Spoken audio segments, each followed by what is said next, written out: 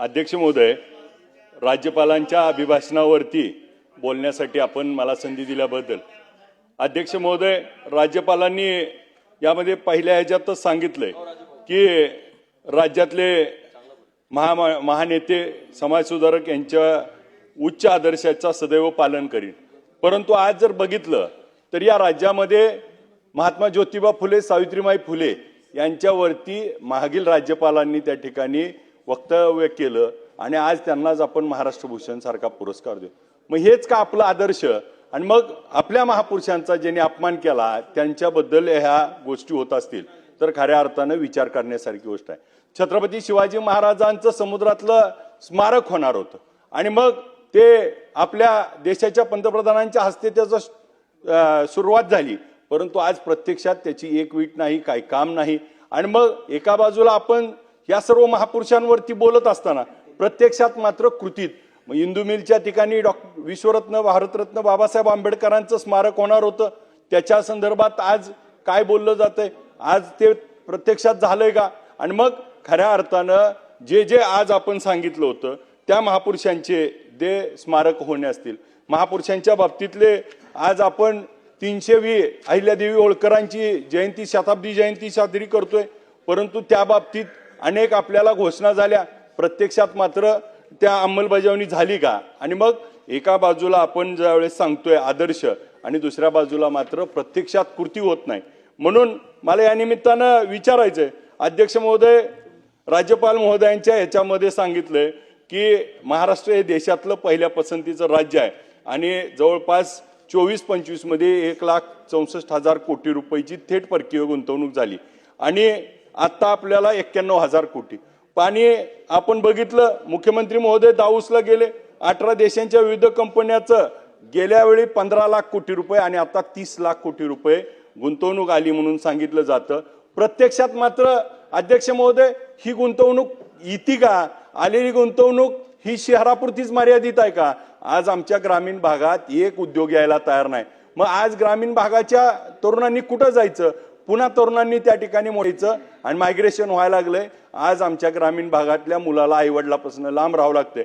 मग 15 लाख कोटी रुपये, 30 लाख कोटी रुपये एवढे आले तेवढे आले आणि मग मोठा उद्योग कोणता आला? आपल्या इथं नेमकं काय घडलं हे मात्र सांगायचं मात्र ह्यातून राहतंय। आणि मग आपल्या इथं असलेल्या इन्फ्रास्ट्रक्चर असतील ह्याच्यावरती आपण काय काम करतोय हे मात्र सांगत असताना आपल्याला यावरती महाराष्ट्र उद्योग 70,50,000 कोटी रुपयाची इतकी गुंतवणूक आकर्षित करून 50 लाख प्रत्यक्ष रोजगार निर्मिती होणार। परंतु आज ज्या MIDC आपल्याकडे आहेत त्या MIDC मध्ये आपल्याला ग्रामीणमध्ये उद्योग येत नाही, उद्योग आला नसल्यामुळं त्या ठिकाणी आज काम होत नाही आणि मग माझ्या बेरोजगारांना त्या ठिकाणी काम मिळत नाही। एका बाजूला आपण सांगितले पुढच्या 2047च्या धोरणात्मक आराखड्यानुसार 5 ट्रिलियन डॉलरची इकॉनॉमी करायची आहे। मग 5 ट्रिलियन इकॉनॉमी करायची असताना आज मात्र आमच्याकडे काय चाललंय साहेब? आज रस्ते नाहीत, घरात लाईट नाही, शेतात लाईट नाही, आज आम्ही रस्ते नाहीत, आज प्यायला पाणी येत नाही, जलजीवन मिशन त्या ठिकाणी फेल झालंय आणि मग अजून आम्ही लाईट, पाणी आणि रस्ते ह्या मूलभूत सुविधावरच अडकलोय आणि आम्ही मात्र गप्पा मारतोय 5 ट्रिलियन डॉलरच्या इकॉनॉमीच्या। मग नेमकं हे होणार आहे का? आणि मग हे नेमकं मागच्या राज्यपालांच्या भाषणात जे यावर्षी 58 मुद्दे आहेत त्यातले 25 मुद्दे तर रिपीट आहेत, मग त्यामुळे नवीन काय होत नाही। बांबू लागवडीचं सांगितलं जातं, आता बांबू कुणाला लागला हेच कळत नाही। बांबूची लागवड झाली का? मग प्रत्यक्षात त्याचा किती जणाला फायदा झाला हे देखील सांगणं अपेक्षित होतं।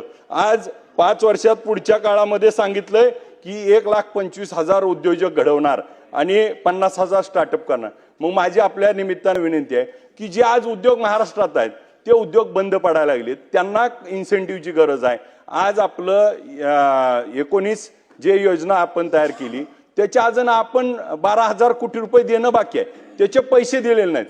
ते उद्योजकांना इन्सेंटिव्ह मिळाला नाही, तो जोपर्यंत मिळणार नाही तोपर्यंत उद्योजक कसे होणार आणि मग हे उद्योग कसे तयार होणार? 1.25 लाख उद्योजक सांगितलं जातं पण प्रत्यक्षात मात्र त्या ठिकाणी उद्योग होत नाही। आज एका बाजूला आपण सांगितलं की निर्यातक्षम राज्य म्हणून पहिला क्रमांक आपल्याला मिळाला, मग पहिला क्रमांक मिळत असताना आपण बघितलं असेल देशाच्या त्या ठिकाणी केळी एक्सपोर्टमध्ये सगळ्यात जास्त केळी ही टेंभुर्णी भागातून एक्सपोर्ट होती। मग ड्रायफ्रूट व्हावं या संदर्भातली मागणी अनेक वेळा केली.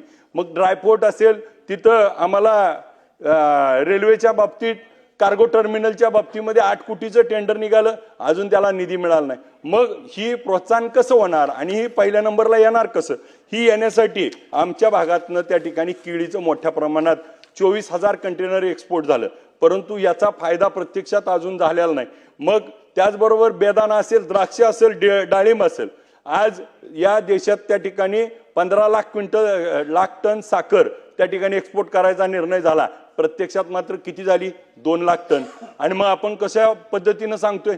महाराष्ट्रात सगळ्यात जास्त साखर एक्सपोर्ट होणारं 70 लाख टनापर्यंत आपण 112 लाख टन साखर एक्सपोर्ट केली होती आणि आता 2 लाख टन होती आहे. म्हणजे आज आपली 110 लाख टन साखर एक्सपोर्ट होऊ शकत नाही. आणि मग धोरण असताना आपण मात्र भाषणात सांगतोय की आम्ही 1 नंबरला आहे. 78 लाख टन साखर एक्सपोर्ट होणारा राज्यात आज फक्त 2 लाख टन होते. आणि मग पहिला नंबर आला कुठनं? कसा आला आणि कुणी दिला तुम्हाला नंबर पहिला? माझं या निमित्तानं हेच सांगणं आहे की हे फसवं जे सांगितलं जाते. मग आधी आपलं सरकार मागच्या काळात होतं त्यावेळेसच 112 लाख टन झाली आहे आणि आता 2 लाख टन, आणि तरी आपण पाठ थापटून घेतोय. याच्यावर त्या ठिकाणी अवश्य बोलणं गरजेचं आहे. आज ग्रामीण भागातल्या रस्त्याची अवस्था इतकी बिकट आहे. आपल्या ह्याच्यामध्ये आपण सांगितलंय की रस्त्याच्या बाबतीमध्ये शासनानं 4,478 कोटी रुपये खर्च करून 1100 किलोमीटर लांबीचे रस्ते त्या ठिकाणी प्रमुख मंजुरी केलेत. मला सांगायचंय 288 जर भागिले केलं 1100 किलोमीटर 1100ला, तर एका मतदारसंघात एका आमदाराला इथे बसलेल्या 3.5 किलोमीटरचा रस्ता दिलाय. आणि आम्ही मात्र सांगतोय की आमचा रस्ता आता एवढा होणार आहे तेवढा होणार आहे. आणि मग एका मतदारसंघाला जर ह्याचा भागिले केलं तर 3.5 किलोमीटर रस्ता येतोय. आणि मग आपण कोणत्या बाजूनं? तुम्ही छापलेल्या भाषणात आहे, तुम्ही सांगितलेल्या भाषणात दिलंय की आज ही परिस्थिती झाली. आणि मग नेमकं रस्त्याच्या बाबतीत आज ग्रामीण भागातल्या लोकांना इतक्या दुरावस्था आहे. एका बाजूला आमच्यासारख्या आमदाराला विचारलं जाते 1.25 वर्षात 1.5 वर्षात तुम्ही आमदार होऊन निधी किती आणला? आणि महाराष्ट्राचं चित्र काय आहे? तर अख्ख्या महाराष्ट्रात 1100 किलोमीटर रस्ते केलेत. आणि मग महाराष्ट्र सरकारला विचारलं पाहिजे. आणि सत्ताधारी पक्षातलीच लोक आम्हाला विचारतात तुम्ही निधी किती आणला? अरे सत्ताधारी पक्षात तुम्ही सत्तेतल्या त्या आमदारांनी आणण्यापेक्षा, विरोधी आमदारांनी आणण्यापेक्षा सरकारने किती केलं? एका मतदारसंघाला जर 3.5 किलोमीटर रस्ता देत असेल आणि जर आम्हाला त्या ठिकाणी विचारत असतील तर याच्यावर देखील विचार करणं गरजेचं आहे. आणि मग राज्यपालांच्या भाषणावरती त्या ठिकाणी बोलत असताना आपण हर घर जलची योजना केली. आज माढा तालुक्यामध्ये 117 त्या ठिकाणी योजना राबवल्या. 117 मध्ये 35 पूर्ण सांगितलं आणि 3 योजनेला फक्त नळाला पाणी येतंय आणि त्याची बिलं मिळाली नाहीत. आज सगळ्यांनी कामं सोडून चाललेत, कॉन्ट्रॅक्टर पळून चाललेत. आज अनेक वस्त्या राहिल्यात आणि मग जलजीवनच्या माध्यमातून अजून आम्ही पाणीच देऊ शकलो नाही. आणि मग दुसऱ्या बाजूला मात्र प्रगतशील महाराष्ट्र अनेक गोष्टी सांगतो. एका बाजूला आपण सांगितलंय महापुरुषांचे त्या ठिकाणी आपण उच्च पद्धतीनं आदर्श ठेवले पाहिजे. महापुरुषांचा जर पुतळा एखाद्या ठिकाणी बसवला तर त्याच्यावरती गुन्हे दाखल केले जातात. आज आपणच अध्यक्ष आहात, आपल्याच मतदारसंघातील मोहोळ गाव आहे, मोहोळमध्ये छत्रपती संभाजी महाराजांचा पुतळा बसवला. आज तणावाचं वातावरण झालंय. का झालंय अध्यक्ष महोदय? आमची आपल्याला विनंती आहे, आपण अध्यक्षाच्या खुर्चीवर बसलाय, आपण आदेशित करावं आणि तिथल्या तहसीलदारांना त्याची परवानगीचे आदेश द्यावे. सुलभ केलं पाहिजे. महापुरुषांचे आदर्श त्या ठिकाणी महाराष्ट्राला पाहिजेत. महाराष्ट्रात छत्रपती शिवाजी महाराज असतील, संभाजी महाराज असतील, त्या ठिकाणी महात्मा ज्योतिबा फुले, बाबासाहेब आंबेडकर, ह्या महापुरुषांचे जोपर्यंत पुतळे होत नाहीत, स्मारक होत नाही, तोपर्यंत प्रेरणास्थान मिळणार नाही. आणि हे मिळण्यासाठी ज्या अटी शर्ती लावल्या जातात त्या अटी शर्तीमुळं आज ह्या पद्धतीनं पुतळे आम्हाला बसवावं लागतात. तर आज माढा शहराच्या आमच्या पुतळ्याची फाईल आहे, मोडलीमध्ये आमची फाईल आहे, पडसाळी सारखं गाव आहे, 2-3 वर्ष झालं त्या ठिकाणी स्मारक झालंय. छत्रपती शिवाजी महाराजांच्या 19 फेब्रुवारीच्या जयंती दिवशी देखील त्याच्यावरचं आम्हाला कापड काढू दिलं नाही. आणि मग छत्रपती शिवाजी महाराजाच्या महाराष्ट्रात जर आमच्या पडसाळी गावातल्या महापुरुषाच्या छत्रपती शिवाजी महाराजांच्या पुतळ्यावरचं कापड काढू दिलं जात नसेल आणि त्याची जर त्या दिवशी पूजा होत नसेल तर त्या ठिकाणी दुर्दैव आहे. आणि याला सरकार, मग आमची विनंती आहे की आज हे पडसाळी एक गाव नाही, महाराष्ट्रातल्या प्रत्येक गावात आज बसवायची तयारी आहे. परंतु आज सरकार त्या ठिकाणी बंधन आणतंय. आमची विनंती आहे, मंत्री महोदय ऐकताय तुम्ही, मंत्री महोदय ह्या पुतळे बसवण्यासाठी एक नियमावली करावी, एसओपी करावी, हे नियम करावे आणि स्वखर्चातनं बसवलेले पुतळे आहेत प्रत्येकाने, सरकारचा रुपया जात नाही, पण तरी देखील आम्हाला पुतळा आमच्या महाराजाचा, त्याला आम्ही आमचा बाप म्हणतोय आणि आमच्या बापाचा पुतळा बसवायला तुमची परवानगी लागती आणि त्याला 100 अटी लावल्या जातात.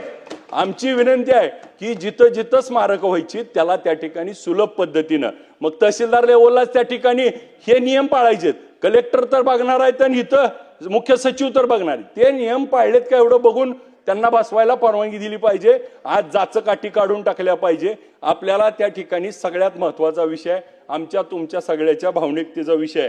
आणि माझी आपल्याला विनंती आहे दुसरी, की जिथं जिथं मोठी गाव आहेत, आमच्या माढा शहरामध्ये त्या ठिकाणी तालुक्याचंच गाव आहे आणि मग आम्हाला छत्रपती शिवाजी महाराजाचं स्मारक करायचंय, टेंभुर्णी सारख्या ठिकाणी, मोडलीमला, करकमला, आज अध्यक्षांच्या मोहोळला, तर आज डीपीडीसीतनं प्रत्येकाला त्या ठिकाणी 5% निधी ठेवला पाहिजे आणि त्याच्यासाठी संरक्षण सुशोभीकरणाला निधी दिला पाहिजे.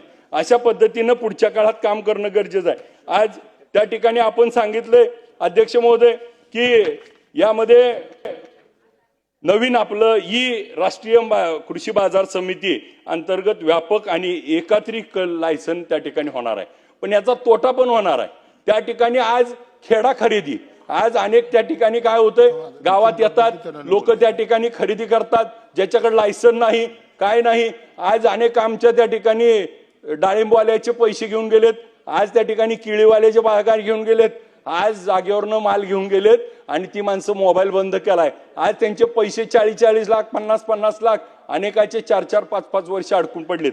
आणि मग ह्या त्या ठिकाणी बाजार समित्या होत असताना ग्रामीण भागातल्या, मग आम्हाला करकमला उपसमिती बाजार समिती मागणी आहे, त्या ठिकाणी गेले 1 वर्ष झालं पाठपुरावा करतोय, त्याच्यावर त्या ठिकाणी निर्णय होत नाही. मग मोडलीमची बाजार समिती असेल, कुर्डवाडी असेल, माडा असेल, या ठिकाणच्या बागांना त्या ठिकाणी आमच्या भागातल्या मालाला त्या ठिकाणी प्रोत्साहन देण्यासाठी आपण याच्यावरती काम करणं गरजेचं आहे. आज मुख्यमंत्री बळीराजा शेत रस्ते योजना त्या ठिकाणी राबवण्यात आली, सर्व आमदाराला त्या मतदारसंघाचा अध्यक्ष केला आणि त्या GR मध्ये काय केलं अध्यक्ष महोदय, 125 तास फक्त JCBचं दिले जातील आणि रोलर. मग 125 तासात रस्ता होणार आहे का? त्याला मुरुम टाकणार आहे का? मुरुम मोफत दिलाय, पण मुरुम आणून वाहून टाकण्यासाठी खर्च येणार आहे. मातोश्री पांधन योजना ज्या पद्धतीनं मनरेगा माध्यमातून राबवली जाते त्या पद्धतीनं काम करणं आवश्यक आहे. आज माझ्या मतदारसंघात जवळपास आपण जर बघितलं असेल तर 200 रस्ते त्या ठिकाणी मनरेगातनं आमचे मंजूर आहेत आणि 200 रस्त्यातले 10 रस्त्याची कामं चालू आहेत, अजून त्या ठिकाणी वर्कआउट होत नाहीत. आज आमचे BDO भेट आहेत का तर तक्रारी होत आहेत, काही बुरटी लोक तक्रार करतायत आणि त्या ठिकाणी काम कसं सुरू करायचं. माझी अध्यक्ष महोदय 2 मिनिटं, अध्यक्ष महोदय विनंती अशी आहे की त्या ठिकाणी BDOंना त्या ठिकाणी अभय दिलं पाहिजे, हे रस्ते सुरू झाले पाहिजे. 200 जर रस्ते असताना आमचे रस्तेच चालू होणार नसतील तर त्या ठिकाणी योग्य नाही. अध्यक्ष महोदय यामध्ये आपण 28 नंबरचा मुद्दा टाकलाय की महाराष्ट्र सरकार 2 लाखापर्यंतचं पीक कर्ज आणि शेती कर्जावरचं त्या ठिकाणी मुद्रांक घेत नाही, परंतु अध्यक्ष महोदय ही फसवी गोष्ट आहे.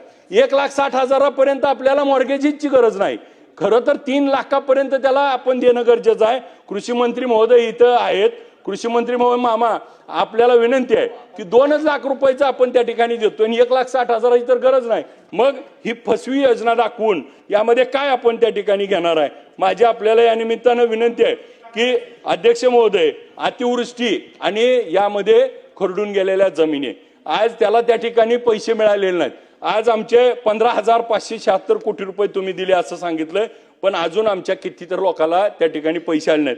आज लाईटच्या बाबतीमध्ये आपण 7.5 HP बाबतीत सांगितलं, पण मला या निमित्तानं विनंती करायची आहे, जसं आता माझ्या आधीच्या सदस्यांनी सांगितलं, आज एवढ्या लाईटी लावल्यात, AC लावलंय, सगळं आहे आणि ग्रामीण भागात 10वी 12वीच्या पोरा परीक्षा चालू आहेत आणि घराघरातली लाईट MSCB तोडायला लागली. आज शाळेच्या परीक्षा असताना जर तोंडावरती लाईट तोडली जात असेल तर त्या लोकांनी जायचं कुठं? अचानकरित्या जर लाईटचं कनेक्शन तोडलं तर भविष्यामुळे त्या पोरांच्या आयुष्याचं नुकसान होणार आहे. तर त्या लाईट तोडणीवरती त्या ठिकाणी स्थगिती द्यावी आणि त्यांना थोडा हप्ता भरून त्या ठिकाणी मदत करण्याची आवश्यकता आहे. ग्रामपंचायतच्या संगणक त्या ठिकाणी कालच उपोषणाला इथं लाक्षणिक आले होते. अध्यक्ष महोदय 2 मिनिटं, 336 अध्यक्ष महोदय बाकीच्याला तुम्ही बोलू दिले, अध्यक्ष महोदय सगळ्याला बोलू दिले, डॉक्टर अध्यक्ष नितीन राऊत महोदय 336 कोटी रुपये 336 कोटीची प्रोव्हिजन केली, परंतु डॉक्टर प्रत्यक्षात नितीन मात्र राऊत. दिलेले नाहीत. अध्यक्ष महोदय, आज रोजगार सेवक 8,000 आणि 2,000चा भत्ता द्यायचा होता, तो दिलेला नाही. अध्यक्ष महोदय, मला या निमित्तानं अध्यक्ष महोदय धन्यवाद. उशिरा का होईना आपण